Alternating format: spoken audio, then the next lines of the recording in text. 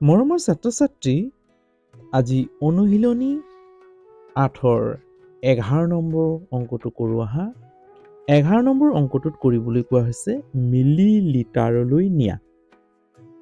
মিলিলিটাৰলৈ লৈ যাব কৈছে। অৰ্থাৎ মিলিলিটাৰ আমি জুলীয়া বস্তুৰ আয়তন জুখিবলৈ ব্যৱহাৰ কৰা এককটো হৈছে মিলিলিটাৰ। তাৰ আটাইতকৈ সৰু একক দেই মিলিলিটাৰ। আমি এতিয়া অংকটো কৰি যাওঁতে পাম সৰু না ডাঙৰ।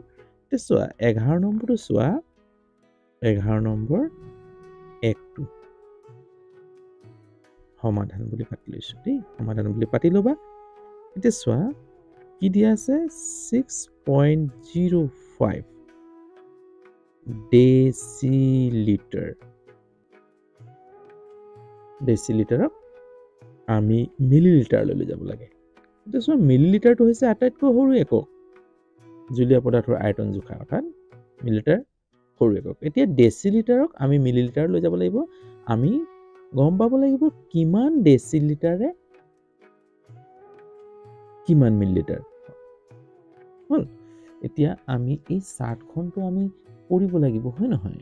যদি আমি চাৰ্টখন নাজানো তেতিয়াহ'লে অংকটো কৰিব নোৱাৰিম। চাবা ইয়াত 10 মিলিলিটাৰে 1 চেণ্টিলিটাৰ, 10 চেণ্টিলিটাৰে 1 ডেচিলিটাৰ।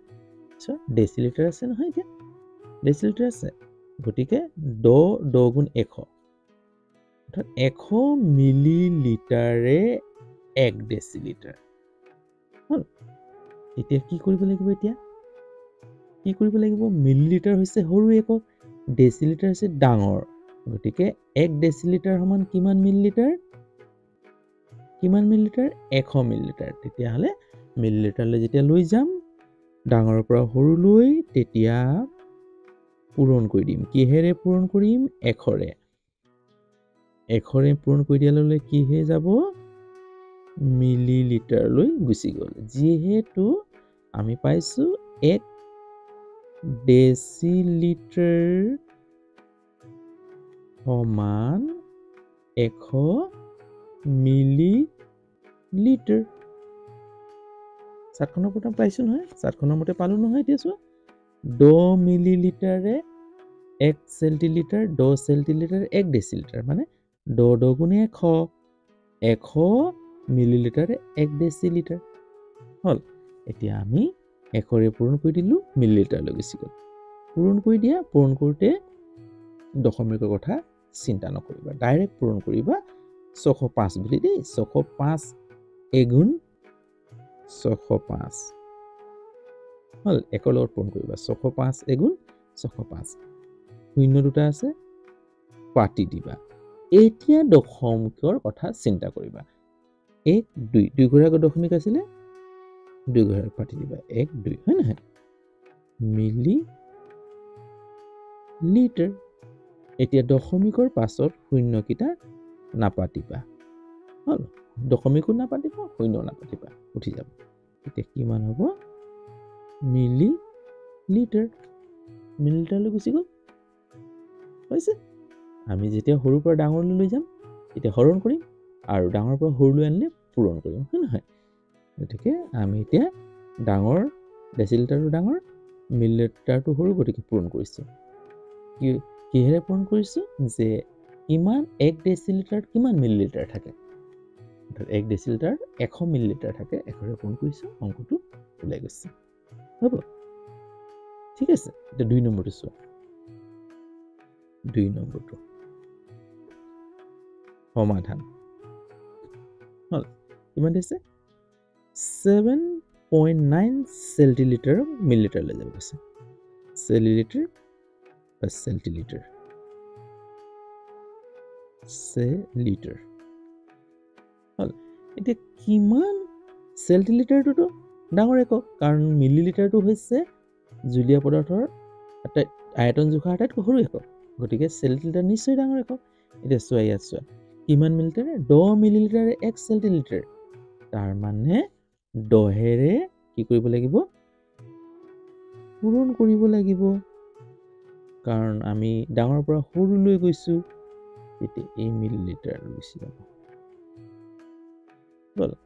যিহেতু 1 চেণ্টিলিটাৰ সমান 10 মিলি লিটাৰ আমি প্ৰথমতে পাইছোঁ 10 মিলি লিটাৰে 1 চেণ্টিলিটাৰ হয় নহয় গতিকে যেতিয়া আমি সৰুৰ পৰা ডাঙৰলৈ যাব তেতিয়া হৰণ হ'ব আৰু ডাঙৰৰ পৰা সৰুলৈ আহিলে পূৰণ হ'ব পূৰণ কৰি দিলোঁ চ' এতিয়া দশমিকৰ কথা পাহৰি যাবা 79 এগুণ 79 শূন্য এটা আছিলে শূন্য পাতি দিবা 11 আগত দশমিক আছিলে 11 আগত দশমিক পাতা এতিয়া দশমিক পাতিবা হ'ব পূৰণ বা হৰণ কৰোঁতে দশমিক কথা চিন্তাই নকৰিবা হ'ল মিলিলিটাৰলৈ গুচি গ'ল কি হ'ব এইটো 79 মিলি লিটাৰ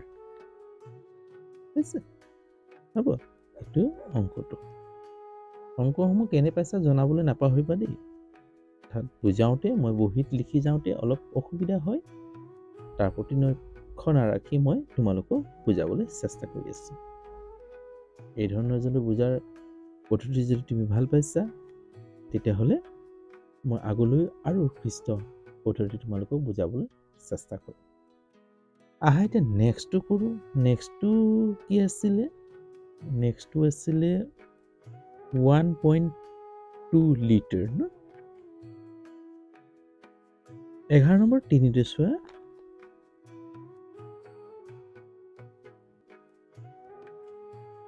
সমাধান 1.2 লিটাৰ 1.2 লিটাৰ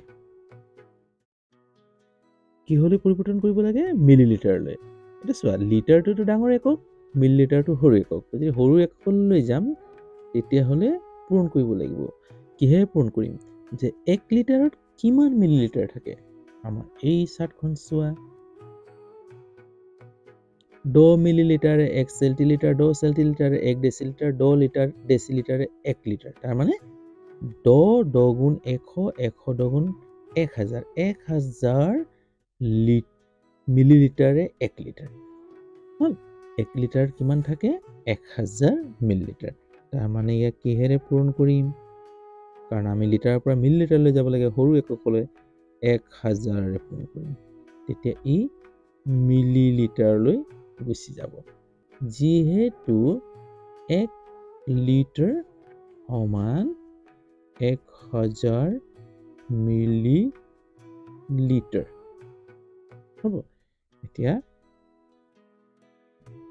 পূৰণ কৰা পদ্ধতি কি আছিলে এই দশমিকৰ কথা পাহৰি যাবা 12 বুলি ধৰা 12 এগুণ 12 কেইটা শূন্য আছিলে 1 2 3 তিনিটা শূন্য পাতি দিলোঁ কেইঘৰ আগত দশমিক আছিলে এতিয়া দশমিকৰ কথা চিন্তা কৰিবা 11 আগত দশমিক পাতি দিয়া এইটো মিলি লিটাৰ হ'ল এতিয়া 12 দশমিকৰ পাছত শূন্য নবহাবা দশমিকো নবহাবা তেতিয়া এইটোৱে ইয়াৰ উত্তৰ পালোঁ অৰ্থাৎ 1.2 লিটাৰ মানে 1200 লিটাৰ মিলিলিটাৰ এইটো ইয়াৰ উত্তৰ যদি অংকসমূহ চাই ভাল পাইছা তেতিয়াহ'লে লাইক এটা কৰিবা যিমান পাৰা বন্ধুবৰ্গলৈ শ্বেয়াৰ কৰি দিবা তোমালোকৰ শ্বেয়াৰে মোৰ ভিডিঅ'টোক আৰু গ্ৰোথ দিব আৰু যদি চেনেলত নতুন তেতিয়াহ'লে চেনেলটো ছাবস্ক্ৰাইব কৰিবলৈ নাপাহৰিবা যদি ছাবস্ক্ৰাইব নকৰা তেতিয়াহ'লে মোৰ ভিডিঅ'সমূহ তোমালোকে মিছ কৰিবা আৰু সময়মতে মোৰ ভিডিঅ'সমূহ পাবলৈ আগতীয়াকৈ পাবলৈ বেল আইকনটো টিপিবা তেতিয়াহে ভিডিঅ'সমূহ সময়মতে পাই থাকিবা আৰু ভিডিঅ'সমূহ চাবলৈ নাপাহৰিবা দেই অলপ ৱাটচ কৰিবা তেতিয়াহে তোমালোকে মোৰ ভিডিঅ'সমূহ পাই থাকিবা আজিলৈ হ'ব অন্য এটা ভিডিঅ'লৈ আকৌ তোমালোকৰ ওচৰত এইদৰে উপস্থিত হোৱাৰ আশাৰে আজিলৈ ৰাখোঁ বাই